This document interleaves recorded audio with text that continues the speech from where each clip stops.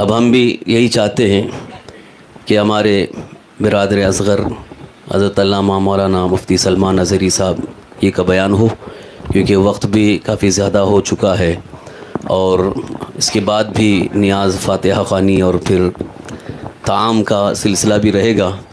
تو اس لیے میں یہ چاہوں گا کہ اپنا سارا وقت جو ہے وہ مفتی سلمان اظہری صاحب قبلہ کو دیں گے، وہی بیان فرمائیں اور آپ حضرات بڑی سنجیدگی کے ساتھ اطمینان کے ساتھ تشریف رکھیں، بیان سنیں. اس کے بعد فاتحہ خوانی ہوگی، دعا ہوگی، صلاۃ و سلام، پھر اس کے بعد نیاز. نعرہ تکبیر، نعرہ رسالت، مسلک اعلیٰ حضرت، محافظ ناموس رسالت. نعرہ تکبیر، نعرہ رسالت. السلام علیکم ورحمۃ اللہ وبرکاتہ.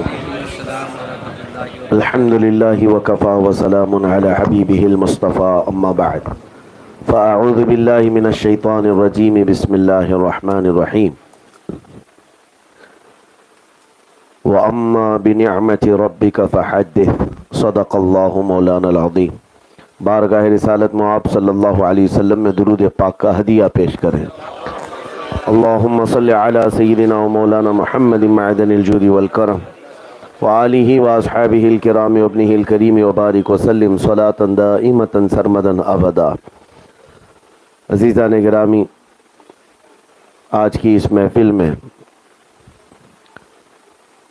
آپ حضرات مجھے سننے کے لیے بیٹھے ہیں، جبکہ محفل میں میرے دو عظیم استاد فخر الاماثل حضرت العلام مفتی زبیر احمد صاحب قبلہ اور حضرت العلام مولانا عبدالرب صاحب قبلہ ادام اللہ اقبالہما دونوں جلوہ بار ہیں. عام طور پر ہوتا یہ ہے کہ چھوٹوں سے شروع کیا جاتا ہے مجلس میں، محفل میں، لیکن یہاں پر بڑوں نے اپنا اپنا حصہ مجھے عطا کیا ہے. وہ اسی لیے نہیں ہے کہ ہم لائق ہیں، بلکہ ہمیشہ باپ یہ سوچتا ہے کہ میری نظروں میں بیٹا چمکتا رہے. اور تعرف الاشجار باسمارہا، عربی کا ایک قول ہے کہ درخت کی حیثیت اور درخت کی حقیقت اس کے پھل سے پہچانی جاتی ہے. پھل اگر اچھا ہے تو درخت بہت اچھا ہوگا، اور بغیر پھل کے درخت کا کوئی مطلب بھی نہیں ہے. تو ہمیں تیار کرنے والے، ہمیں آپ کے سامنے کھڑا کرنے والے یہ اساتذہ کرام ہیں. یہ اور بات ہے کہ کبھی انہوں نے عوام الناس کے سامنے اعلان بھی نہیں کیا، ذکر بھی نہیں کیا، لیکن مجھے اس بات پر فخر ہے کہ الحمدللہ صرف پڑھایا نہیں بلکہ مجھے پالا بھی ہے. اللہ ان کے اقبال بلند فرمائے. فارسی کی پہلی سے لے کر کے مسلم شریف تک اور ہدایت النو، نومیر جو چھوٹی سب سے پہلی کتابیں ہوتی وہاں سے لے کر بخاری شریف تک پڑھانے والے یہ اساتذہ ہیں. ایک بات میں کہہ کر آگے گفتگو کی طرف جاتا ہوں. ابھی ایک چیز میں نے کہیں پر پڑھا تھا، لوگوں کا نظریہ ایسا بدل گیا کہ باصلاحیت لوگوں کی قدر کم ہو گئی، لیکن جو پریزنٹ لوگوں میں مشہور ہے ان کی قدر بڑھ گئی. اگر ایسا فارمولہ ہے تو یہ غلط ہے. باصلاحیت جو لوگ ہیں وہ یقیناً ان کی حیثیت ایسی ہے جیسے بہت سارے ممالک میں گورنمنٹ چلانے والے کوئی اور ہوتے ہیں، دکھنے والے نیتا کوئی اور ہوتے ہیں. یہ حضرات وہی ہیں جن کے بارے میں شاعر نے کہا، نہ پوچھ ان خرقہ پوشوں کو، ارادت ہو تو دیکھ ان کو، ید بیضا لیے بیٹھے ہیں اپنی آستینوں میں. مجھ جیسے بہت سارے علماء بنائے، تیار کیے، لیکن ایک بات میں آپ کو بتاتا ہوں. میرے والد گرامی حضرت علامہ محمد بن حسن رحمہ اللہ مصباحی تھے، حضور حافظ ملت کے شاگرد تھے. اسی انداز سے وہ بھی کام کرتے رہے.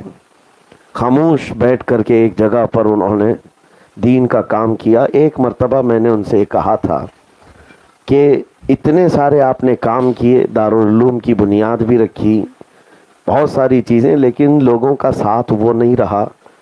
आखिरी उम्र थी उनकी, और उस वक्त मैंने कहा कि आज ये लोग सब फरामोश कर गए आपकी खिदमत को, आपको ये जानते नहीं, और मुझे तो जानते हैं बहुत सारे। तो वो हंस करके कहे, मुस्कुरा कर उन्होंने कहा कि सब कुछ यहाँ मिल जाए तो फिर आखिरत का क्या है। ये वो लोग हैं जो अपनी खिदमत आखिरत के लिए महफूज रखे हैं। अल्लाह करीम इनके सदक़े हमें भी आखिरत का कसीर हिस्सा अता फरमाए। मैं मुख्तसर बात अर्ज़ करूं, और यहाँ जितने लोग बैठे हुए हैं तवज्जो से महफिल को भी देख लें, और कैमरे वाला भी ख़ास तौर पर घुमा करके भी दिखा दे सारे लोगों को, कि कुछ लोगों को ऐसा लगता है कि सलमान अज़हरी बहुत बड़े बड़े कॉन्फ्रेंसों में ही सिर्फ जाते हैं, और बड़े बड़े जलसे होने चाहिए, बहुत लाखों की पब्लिक हो वहाँ जाते हैं। यहाँ जितने लोग बैठे हुए हैं उनको अंदाज़ा करें, मेरा मिशन ये नहीं है कि हज़ारों की तादाद हो, मेरा मिशन ये है कि 4 लोग भी मेरे नबी की बात करने वाले हो, मैं पहुँच जाऊँगा। बस बात रसूल करीम सल्लल्लाहु अलैहि वसल्लम की हो, हमारे लिए जगह और तादाद कोई माने नहीं रखती। हम हर जगह पहुँचे हुए हैं, यूपी के, बिहार के, झारखंड के, ऐसे ऐसे इलाकों में जाना हुआ है। आज के इस टेक्नोलॉजी के दौर में मैं आपको कहता हूँ, जहाँ घर भी नहीं, आज लोग लकड़ियों के घरों में रहते हैं, हमें भी उन्हीं घरों में रुकाए हैं। लोगों को सिर्फ हमारा प्लेन में जाना आना दिखता है, लेकिन वहाँ के हालात हम जानते हैं। ये तमाम चीज़ें सिर्फ इसलिए अर्ज़ कर रहा हूँ कि अपने जहन और दिमाग से ये बात निकालें, दीन की खिदमत के लिए हम हर घड़ी तैयार हैं। अल्लाह करीम इस जज्बे को सदा सलामत रखें। आपको मालूम होगा, बचपन से हम एक नारा लगाते रहते हैं। हमारे जो नारों में है एक नारा चलता है, सुन्नियों की बात कर रहा हूँ, नारे तकबीर, नारे रिसालत, ये सब होने के बाद बचपन से हम सुनते थे, गौस का दामन, ख्वाजा का दामन। ये बुजुर्गों की तरफ से चला हुआ एक नारा था। ये आसान चीज़ नहीं है, और उस पर कुछ लोग टिप्पणी करते हैं, मजाक भी करते हैं, तुम कौन सा दामन पकड़े हो जो नहीं छोड़ने की बात करते हो। मेरे अजीजों, ये बहुत ही बामाना जुमला है। ये नारा इस कदर माना खीज है जिसकी तर्जुमानी वक्त का इमाम इश्क व मोहब्बत मुजद्दिद दीन व मिल्लत भी कर रहा है। आला हजरत जैसे अजीमुल मर्तबत ने भी कहा है, लेकिन अल्फाज अलग है। हम तो कहते हैं गौस का दामन नहीं छोड़ेंगे, लेकिन जो वक्त का अबकरी इमाम है वो कहता है, तुझसे दर दर से सग, और सग से है मुझको निस्बत, मेरी गर्दन में भी है दूर का डोरा तेरा। यही तो बात है जो आला हजरत कह रहे हैं। इस निशानी के जो सग हैं नहीं मारे जाते, हश्र तक मेरे गले में रहे पट्टा तेरा। ये निस्बत की बात अगर आम होती तो वक्त का मुजद्दिद इस बात को नहीं कर रहा होता। उन्हें अंदाजा है कि ये अजीम निस्बत जिसके साथ है वो मुमताज कर जाती है। वाक़यात आपके जहनों में सब हैं, सुन्नी सारी चीज़ें सुनते हैं। मैं मेरे उस्ताद गिरामी और मेरे मुर्शिद गिरामी हुजूर ताजुल शरीयत रहमतुल्लाह ताला अलैह से एक बात सुना। गौसे पाक का वाक़या अक्सर लोग सुनाते हैं कि एक चोर आया चोरी करने के लिए, और चोरी करने के लिए जब अंदर आया तो उसको मिला क्या, आपका जुब्बा मिला। जुब्बा मिला, जुब्बा चोरी करके जाना चाहता था, लेकिन उसी असना में हज़रत खिज़र अलैहिस्सलाम की आमद हुई, और सरकार गौसे पाक रज़ियल्लाहु ताला अन्हु आराम कर रहे थे, उठ गए। चोर अंदर दरवाजे के पीछे था, लेकिन चोरी के लिए उठाया क्या था, कीमती जुब्बा उठाया था। गौसे पाक रज़ियल्लाहु ताला अन्हु से हज़रत खिज़र ने पूछा कि बसरा के कुतुब का इंतकाल हो गया, वहाँ पर किसको मुंतखब किया जाए। आपने फरमाया दीवार के पीछे जो खड़ा है उसको ले जाए। वाकई आपको पता है, हज़रत फरमाया करते थे कि ये मत समझ लेना कि ये अचानक होने वाली बात थी। अचानक होने वाली बात नहीं थी। اس چور کو قطب کے درجے پر پہنچایا گیا اس لیے کہ ہاتھ میں جبہ تھا غوث پاک کا.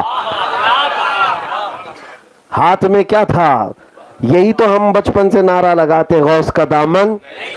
ہاں، یہ دامن جب ہے تو پھر چور بھی قطب بن سکتا ہے، چور بھی قطب بن سکتا ہے، صرف دامن ساتھ میں ہو، نسبت ساتھ میں ہو. عزیزان گرامی اوقات، سرکار غریب نواز رضی اللہ تعالیٰ عنہ جب اجمیر معلیٰ آئے، بڑے معاملات آپ کے ساتھ ہوئے، بہت سارے معاملات. ایک مرتبہ کہیں سے آپ کا گزر ہو رہا تھا، پجاری آگ کے بیٹھے ہوئے آگ جلا رہے تھے. آپ وہاں کھڑے ہو گئے اور ان سے کہا کہ کب سے جلا رہے ہو؟ کہا برسوں سے ہماری یہ عبادت گاہ ہے، ہم اس کی عبادت کرتے ہیں. سرکار غریب نواز رضی اللہ تعالیٰ عنہ نے اس پجاری سے کیا کہا؟ اگر تمہارا یہ خدا ہے، جیسے آج بھی اگنی پوجا ہوتی ہے، غریب نواز نے فرمایا کہ اگر یہ تمہارا خدا ہے تو ہاتھ ڈالو اس میں، آگ میں ہاتھ ڈالو. پجاری نے کہا نہیں، آگ کی فطرت ہے جلانا، وہ تو جلائے گی. ہم اس کو بھگوان مانتے ہیں، عبادت کرتے ہیں، یہ ہمارا عقیدہ ہے، لیکن یہ جلانا ہے تو جلائے گی. سرکار غریب نواز فرماتے بچپن سے تو پوجا کر رہا ہے، عبادت کر رہا ہے، تجھ کو نہیں چھوڑتی، تجھ کو بھی جلاتی ہے. تو پجاری کہا بابا بڑی یہ اس طرح کے فلسفے کی باتیں مت کرو، ہمیں گمراہ نہ کرو، آگ کا اثر ہے جلانا، جلاتی ہے. لیکن سرکار غریب نواز نے کہا نہیں، آگ کا اثر ہے جلانا، لیکن اس وقت تک نہیں جلاتی جب تک میرا خدا نہ کہے. اثر دینے والا میرا خدا ہے. تو اس نے کہا اگر اتنا تمہارے خدا پر یقین ہے تو تم ہاتھ ڈالو نا، مجھ سے کہہ رہے ہو تم ہاتھ ڈالو. سرکار غریب نواز نے جب یہ چیلنج سنا تو اس وقت آپ تیار ہو گئے. آگ کا بڑا تنور تھا. پجاری جو بیٹھا پنڈت، اس کے گود میں ایک چھوٹا سا بچہ تھا، اور بچے کو حضرت غریب نواز اٹھاتے ہیں. کافر کا بچہ، کافر یعنی ماحول اسی طرح کا رہا ہوگا. اٹھایا اور غریب نواز آگ میں چلے گئے. بچے کو کیوں اٹھا لیا؟ اس کا تو بچہ تھا. لے کر کے آگ میں چلے گئے اور اس پجاری نے واویلا مچایا. ارے یہ درویش، یہ فقیر آیا، آگ میں خود بھی چلا گیا، میرے بچے کو بھی لے گیا ہے. کافی دیر ہو گئی، لوگ جمع ہونے شروع ہوئے، جگہ جگہ سے لوگ آئے اور بہت سارے پجاری پنڈت سب آئے. کافی دیر کے بعد سرکار غریب نواز اپنا دامن جھاڑتے ہوئے آگ سے صحیح سلامت باہر آ رہے. ایک بات یاد رکھیں، اللہ کا ہر ولی کسی نہ کسی نبی کا پرتو ہے. سرکار غریب نواز حضرت ابراہیم خلیل اللہ کے پرتو ہیں. تو جب باہر آئے، آگ کچھ نہیں جلائی، صحیح سلامت تھے. کافی وہاں پر موجود لوگوں نے اسلام قبول کیا، ایمان لائے. بچہ پنڈت نے، پجاری نے لیا اور اس کی پیشانی پکڑ کر دیکھا، آگ کی گرمی بھی نہیں ہے، آگ کی گرمی بھی نہیں ہے. لے کر کے چومنے لگا. یہاں پر فرمایا جاتا ہے بچے کا کون سا کمال تھا، بچہ کون سا متقی اور پرہیزگار ولی تھا، وہ کیوں نہیں جلا؟ غریب نواز تو اللہ کے ولی تھے، ان کو آگ نہ جلائی، بچے کو کیوں نہیں جلائی؟ یہ تو پنڈت کا تھا. فرمایا گیا بات یہ ہے کہ ہاتھ میں کس کے تھا؟ آگ نہیں جلائی، ہاتھ میں کس کے تھا؟ سرکار غریب نواز کے. یہی تو ہم کہتے ہیں خواجہ کا دامن. ہاں، جب یہ نسبتیں ہیں تو میرے عزیزوں اس کو معمولی مت سمجھنا، یہ بہت عظیم نسبتیں ہیں. اور انہی باتوں سے آج ہمارا ایمان محفوظ ہے، ایمان محفوظ ہے. میں اپنی آنے والی جنریشن کے لیے بھی یہ بات ہمیشہ کے لیے، نوجوانوں محفوظ رکھ لو. تم جس دنیا میں ابھی زندگی گزار رہے ہو، یہاں پر لوگوں کا ایک کانسیپٹ یہ بنا ہے کہ سارا دین گوگل میں ہے، سارا دین انٹرنیٹ پہ ہے. یہاں پر انجینئرز بھی آ گئے ہیں، ڈاکٹر بھی آ گئے ہیں، پروفیسر بھی آ گئے ہیں جو دین کی تشریح کر رہے ہیں اور دین کی دھجیاں اڑا رہے ہیں. ہمارا کالج میں جانے والا نوجوان وہ یہی سمجھتا ہے کہ یہ دین بہت اچھا جانتے ہیں، جو ریفرنس نمبر کے ساتھ ہمیں بتاتے ہیں، حدیث نمبر یہ ہے، آیت نمبر یہ ہے، ریفرنس نمبر کے ساتھ بتاتے ہیں. یہ دین کے بڑے عامل لوگ ہیں. اگر تمہارا یہ ذہن بن گیا تو آگے چل کر کے جو دین تمہارے پاس رہے گا وہ ایسا کھچڑا دین، ایسا کھچڑا کہ تمہیں سمجھ میں نہیں آئے گا. ایک بات یاد رکھو، ہمارے پاس محفوظ دین وہی ہے جو ان اولیاء سے چل کر کے آیا ہے اور سینہ بسینہ چل کر کے آیا ہے. ان اولیاء کاملین کے ذریعے سے جو دین پہنچا ہے وہ رسول اللہ صلی اللہ علیہ وسلم کا وہ پاکیزہ دین ہی ہے. باقی یہ تشریحات کرنے والے جتنے بھی آتے رہیں گے، ان کے متعلق حدیث پاک میں پہلے سے بشارت دی ہے میرے آقا نے. حضور پاک صلی اللہ تعالیٰ علیہ وسلم نے ارشاد فرمایا آخر زمانے میں کچھ ایسے لوگ آئیں گے جو قرآن کو ایسے پڑھیں گے تم سے بہتر لگے گا، لیکن قرآن ان کے حلق سے نیچے نہیں جا رہا ہوگا۔ یہ حضور اکرم صلی اللہ علیہ وسلم نے ان کی علامتیں بھی بتائی ہیں، وہ ایسی ایسی باتیں تمہارے سامنے لا کر رکھیں گے تمہارے باپ داداؤں نے بھی نہیں سنا ہوگا، اور تم فریفتہ ہو جاؤ گے ان کے پیچھے۔ نہیں، دین جو ہے انہی بزرگوں سے جو چلا ہے وہی ہمارا محفوظ دین ہے۔ اگر حضرت عبداللہ ابن مبارک رضی اللہ تعالیٰ عنہ فرماتے ہیں کہ اگر یہ اسناد نہ ہوتی تو دین ہی نہیں ہوتا۔ اسناد کس کو کہتے ہیں؟ یہ اولیاء کا سلسلہ ہے۔ نبی پاک صلی اللہ علیہ وسلم کی ایک حدیث بیان کرنے کے لیے امام بخاری کبھی کبھار 12 کبھی 13 لوگوں کا وسیلہ لیتے ہیں کہ مجھ کو انہوں نے بیان کیا، ان کو انہوں نے بیان کیا، ان کو انہوں نے بیان کیا۔ یہ جو اسناد ہے، یہ جو اولیاء کاملین ہیں، یہ ہمارے دین کے وہ ستون ہیں کہ ان کو ہٹاؤ تو دین کھوکھلا ہو جائے، دین ہی نہ رہے۔ اس لیے آپ کو اگر یہ پٹی پڑھائی جائے کہ یہ قبر پجوے لوگ ہیں، اولیاء اکرام کے آستانوں پر سب کچھ لٹا دیتے ہیں، میرے عزیزوں ایک بات تو ہے، مجھے اصلاحاً یہ عرض کرنا ہوگا کہ افراط و تفریط کے بیچ میں ہمیں زندگی گزارنا ہے۔ کچھ سنی ہیں جن کو میں جانتا ہوں کہ یقیناً انہوں نے یہ خرافات مچائی ہے کہ سب کچھ انہوں نے یہ سمجھ لیا ہے کہ مزارات اولیاء ہے، اولیاء کرام اصل ہیں، نہ کہ یہ دیوار در و دیوار جن کو بنانے میں، جن کے لیے اپنی زندگیاں آج ختم کر دی جاتی ہیں۔ ایک کسی ولی کے آستانے کو بنانے کے لیے 2 کروڑ کا دروازہ اصل دروازہ نہیں ہے، اصل اس ولی کامل کی زندگی ہے۔ حضرت سید نجیب میاں رحمۃ ادام اللہ اقبالہ ماررہ مطہرہ میں ابھی کل کی پرسوں کی رات آپ نے پیغام دیا کہ افسوس یہ ہے، المیہ یہ ہے کہ ہمارے بزرگوں کو، جو لوگوں کو چاہیے تھا کہ ہمارے بزرگوں کو حاصل کرتے، ان کو منوں پھولوں کے نیچے دبا کے رکھا ہے۔ ہاں، یہ اولیاء کرام صرف چادر گاگر اور پھولوں پر دبا کر رکھنے کے لیے نہیں، ان کے دامن کو پکڑنے کا مطلب یہی ہے کہ ان کی تعلیمات کو عام کر دینا، ان کے مشن کو عام کر دینا۔ عزیزان گرامی وقار، آج نوجوانوں کو میں یہ بات کہتا ہوں، نسبت ضروری ہے لیکن ساتھ میں یہ افراط بھی نہ ہو کہ تم اصل دین کو یعنی حضور پاک صلی اللہ علیہ وسلم کو اور شریعت طاہرہ کو چھوڑ کر کے صرف یہ سمجھ کر کے چلو کہ صرف کسی مزار کے پاس میں ایک دھاگا باندھ دوں گا یا دروازہ لگا دوں گا، کھڑکی لگا دوں گا، بس کافی ہے۔ یہ نہیں ہے دین۔ دین اصل میں نبی پاک صلی اللہ تعالیٰ علیہ وسلم کی وہ شریعت طاہرہ اور جس کو لے کر کے اولیاء کاملین تشریف لائے۔ اگر ان تمام چیزوں سے آپ ہٹ گئے تو پھر کبھی تفریط کس کو کہتے ہیں؟ نہیں مانتا ہی نہیں، میں کسی ولی کو مانتا ہی نہیں، ایسا تنگ نظر ہو گیا ہے کہ وہ اولیاء کرام سے بھی دور ہو گیا۔ افراط کہتے ہیں بہت ہی زیادہ غلو کرنے لگ گیا ہے۔ دونوں کے درمیان کا راستہ صحیح راستہ ہے، بیچ کا راستہ۔ یقیناً یہ اولیاء کاملین ہمارے لیے ذریعہ ہیں، نسبت ہے، اصل تو رسول اللہ کی ذات ہے، اصل رسول اللہ کی ذات ہے۔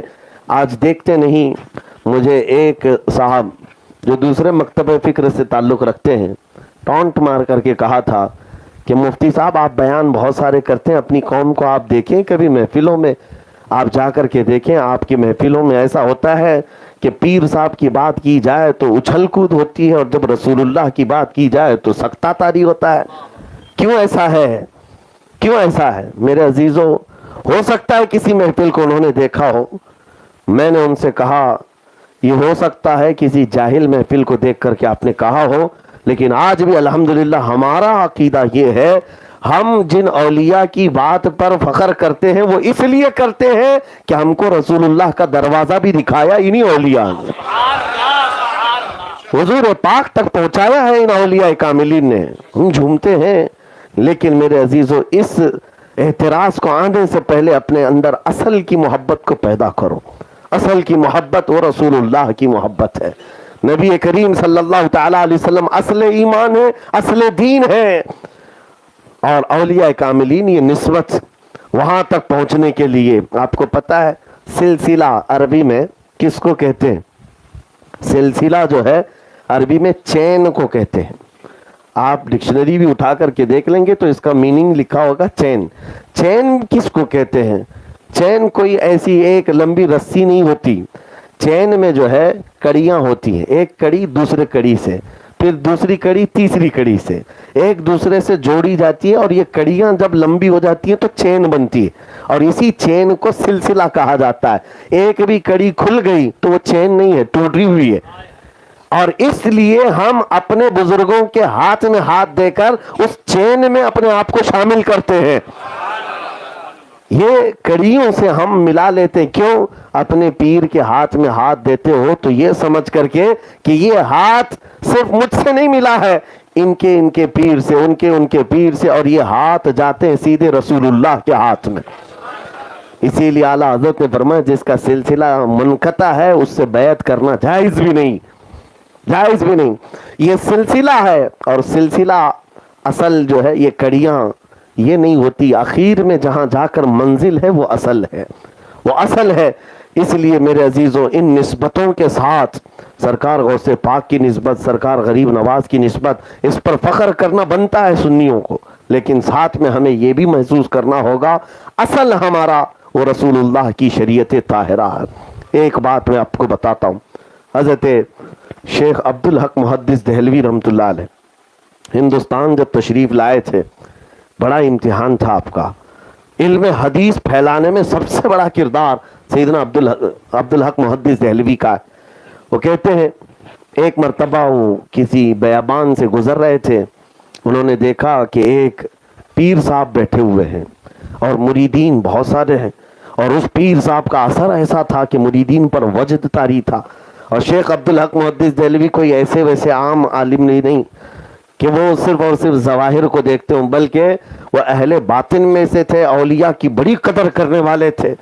ان کا حال یہ تھا اس وقت تک رات کو سوتے نہیں تھے جب تک رسول اللہ کی زیارت نہیں کرتے تھے.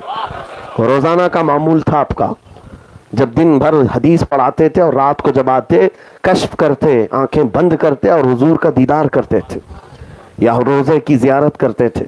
ایک دن گزر رہے تھے, پیر صاحب ان کی جھوپڑی تھی, لوگوں کا ایک بڑا جم غفیر تھا. آپ گزرتے ہوئے وہاں لوگوں سے پوچھتے کون ہیں, کہا کہ فلاں فلاں بزرگ ہیں, ان کا اثر ایسا ہے, لوگ ان کے ارد گرد ہمیشہ رہتے ہیں, وجد طاری رہتا. کہا میں بھی ملاقات کر لوں, شرف یاب ہو جاؤں. گئے اندر اجازت لے کر, جو بزرگ تھے اندر, انہوں نے حضرت شیخ عبدالحق محدث دہلوی کو بٹھایا.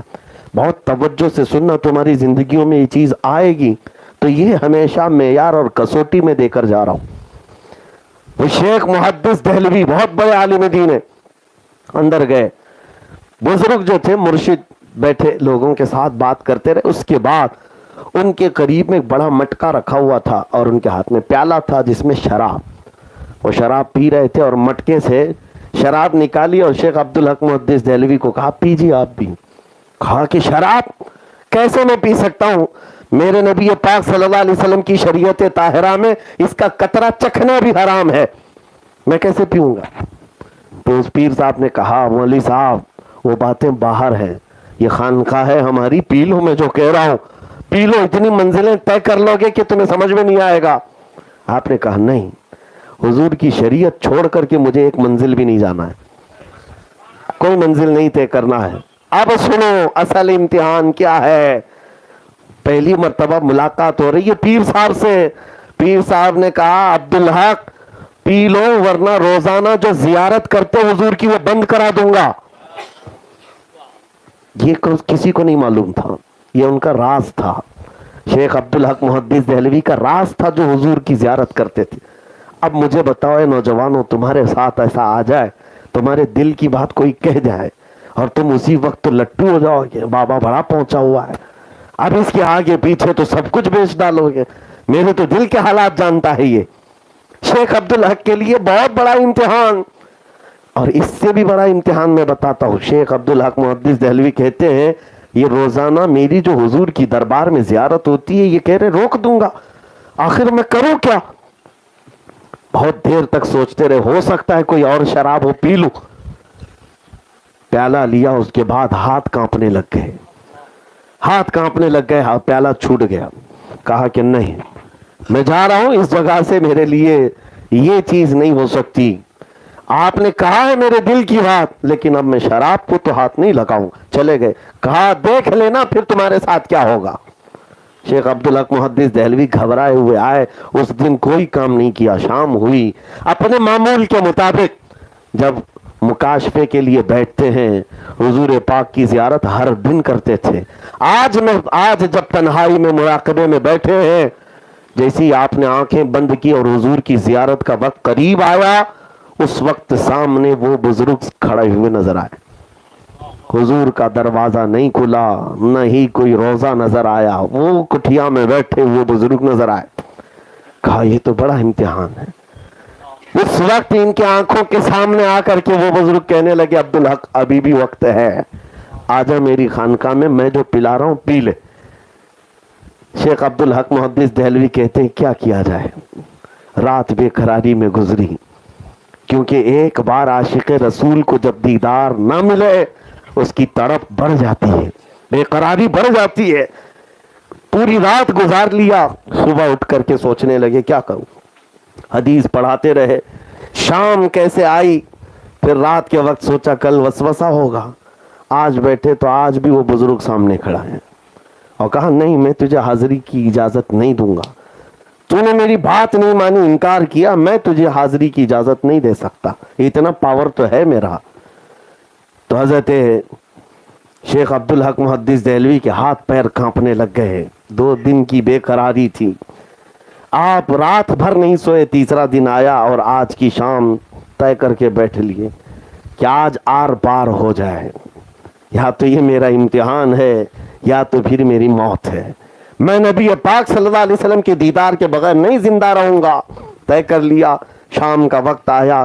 جب غسل کر کے بیٹھے حضور کے زیارت کے آداب کے اعتبار سے، اور اس وقت جیسے ہی آپ بارگاہ مصطفیٰ کی زیارت کے لیے طے کرتے ہیں، دل کو تمنا تیار کرتے ہیں، رو پڑتے ہیں، بے اختیار روتے ہیں. کہتے ہیں اب مجھ سے نہیں سہا جا رہا ہے، یا رسول اللہ آپ ہی بتا دیں آپ کی شریعت سچی ہے یا یہ پیر سچا ہے، آپ کی شریعت سچی ہے یا پیر سچا ہے.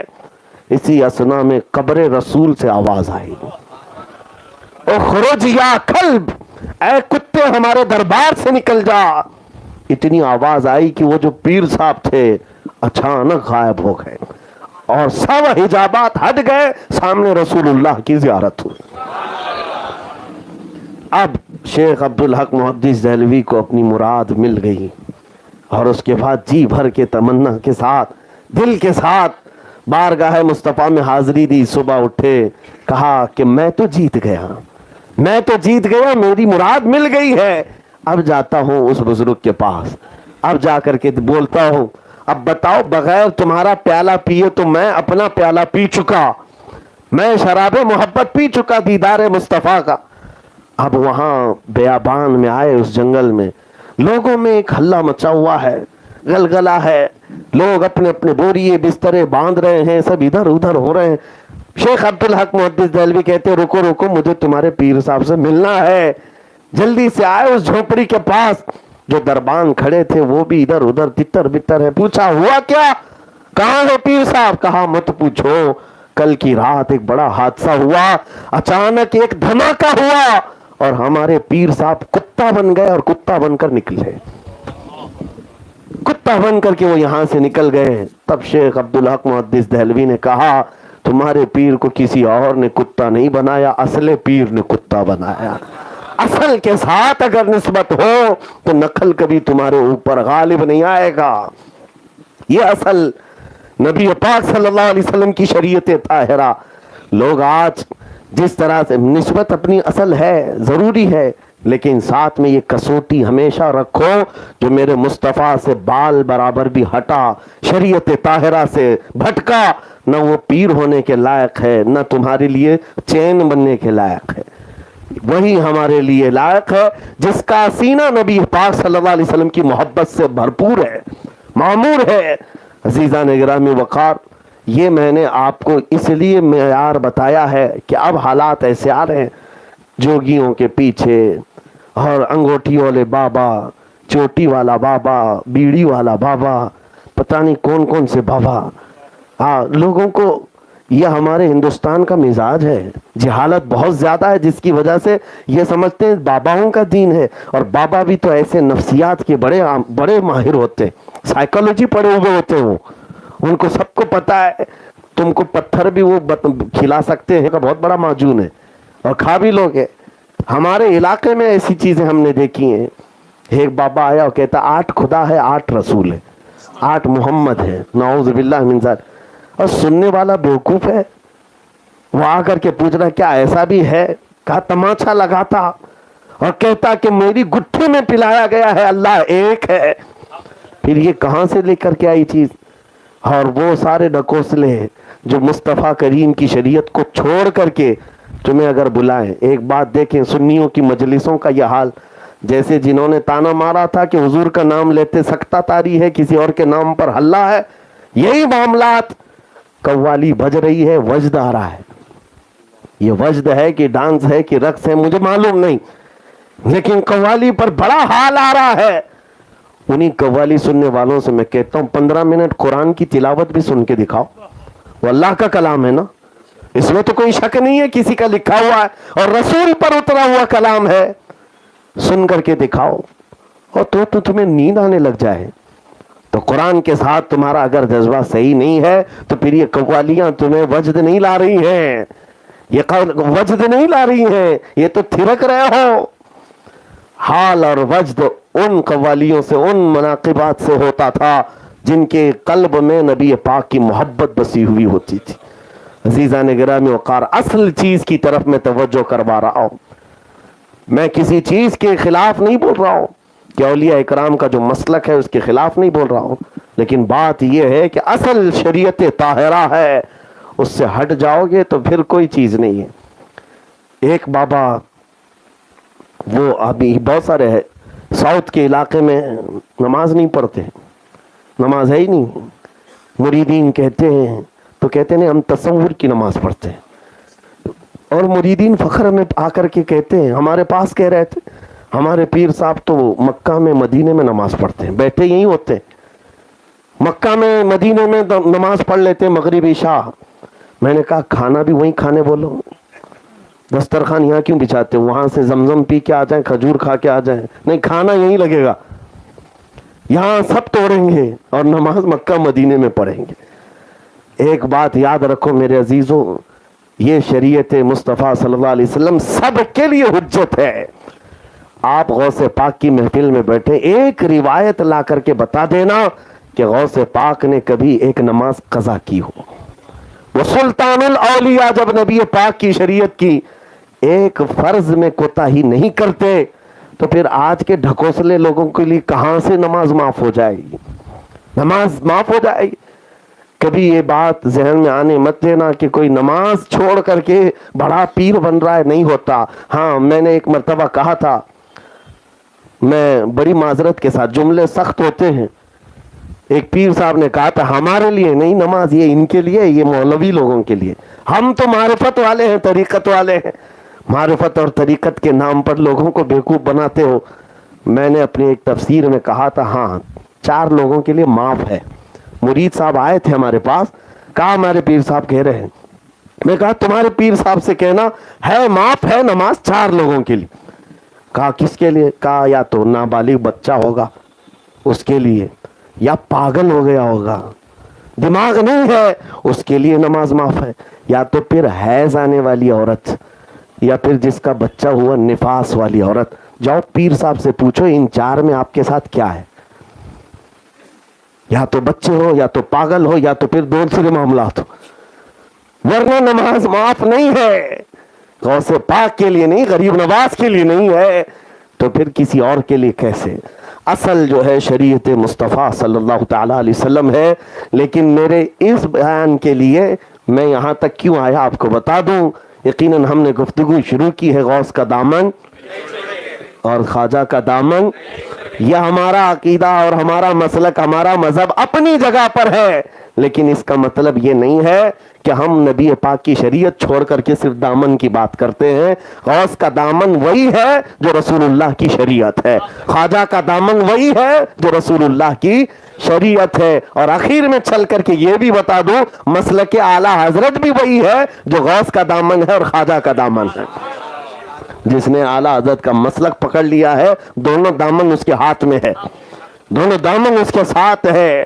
عزیزان گرامی وقار, رسول کریم صلی اللہ تعالیٰ علیہ وسلم کے ان نائبوں کی قدر یقیناً ہمارے لیے ضروری ہے, لیکن ساتھ میں یہ کہوں گا اصل اپنے ذہن و دماغ میں یہ بنا کر کے چلیں, مصطفیٰ کریم صلی اللہ علیہ وسلم کی شریعت سے بڑھ کر کوئی حجت نہیں ہے, حضور کی شریعت سے بڑھ کر کوئی حجت نہیں. ہر ولی آیا ہوا وہ اپنے لوگوں کو حضور کی شریعت ہی سکھاتا رہا. آج ان کے درباروں پر ڈھول باجے کر کے پوچھ لینا اس ولی نے کبھی تم کو یہ تلقین کی تھی کہ میرے مرنے کے بعد ڈھول بجاؤ, میرے انتقال کے بعد باجے بجاؤ؟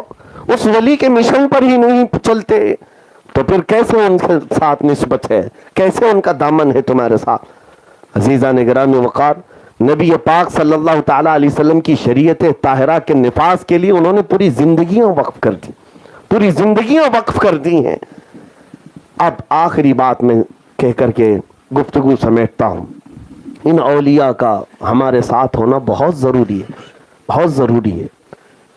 اور اس لیے بھی ضروری ہے کہ ہمارے پاس جو شریعت ہے اس کی حفاظت بھی ان کے ساتھ رہنے میں ہی, کیونکہ قرآن کیا کہتا ہے, یا ایھا الذین آمنوا اتقوا اللہ وکونوا مع الصادقین, اے ایمان والو اللہ سے ڈرو اور سچوں کے ساتھ رہو. تمہارے پاس جب کوئی دولت آ جائے نا, کہاں رکھتے ہو؟ تجوری میں اندر رکھتے ہو. اپنا سونا, اپنا چاندی, اپنا مال دروازے کے باہر تو نہیں رکھتے, حفاظت کے لیے تجوری میں, الماری میں اندر رکھتے ہو. اب تمہارے پاس جو سب سے بڑی دولت ہے وہ ایمان کی ہے, یہ کون سی تجوری میں رکھ کر حفاظت کرو گے؟ اس کے ڈاکو بہت ہیں, اس لیے اللہ نے فرمایا اس کی حفاظت صرف ایک طریقہ ہے, اللہ کے ولیوں کے ساتھ رہو, ساتھ رہو. حضرت شیخ احمد یار خان نعیمی رحمۃ اللہ تعالیٰ علیہ نے بہت پیاری بات فرمائی تفسیر نعیمی میں, کہتے اعوذ باللہ من الشیطان الرجیم کی تفسیر کرتے ہوئے کہتے ہیں کہ کبھی ایسا ہوتا ہے کہ آپ کسی گھر پر گئے, آپ کا دوست ہے, اس نے دعوت دی, بڑا بنگلہ ہے لیکن بنگلے کا دروازہ بند ہے اور باہر کتا بھی ہے. جیسے جاؤ گے کاٹ کھانے دوڑے گا, کچھ بھی کرے گا. کیا کریں گے آپ؟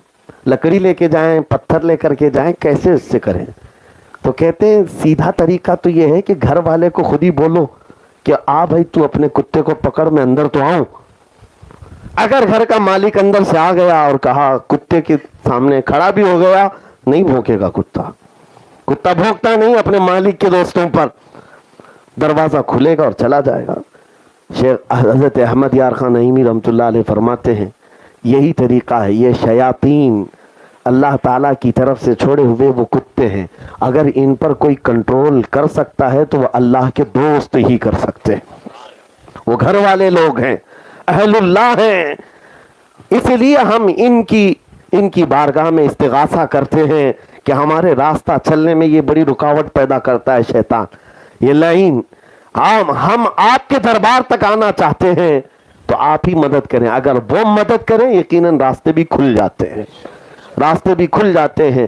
یہ نسبت کی بات کر رہا تھا, میں آخری بات کر رہا ہوں. حضرت معروف کرخی رحمۃ اللہ علیہ بہت پائے کے بزرگ ہیں, سلسلہ قادریہ میں حضرت جنید بغدادی سری سختی کے مرشد ہیں, حضرت معروف کرخی, جن کے دربار میں غوث پاک نے چلا کیا. حضرت معروف کرخی ایک مرتبہ راستے سے گزر رہے تھے, ایک شراب پی کر کے آدمی دھت راستے پر پڑا ہوا تھا. آپ گزرتے ہوئے وہاں رک گئے اور لوگوں سے کہا پانی لاؤ. پانی لائے تو جب لوگ پانی لائے تو اپنے ہاتھ میں انہوں نے پانی لیا اور وہ جو شرابی تھا اس کا منہ دھلا دیا, منہ دھلا کر کے چلے گئے.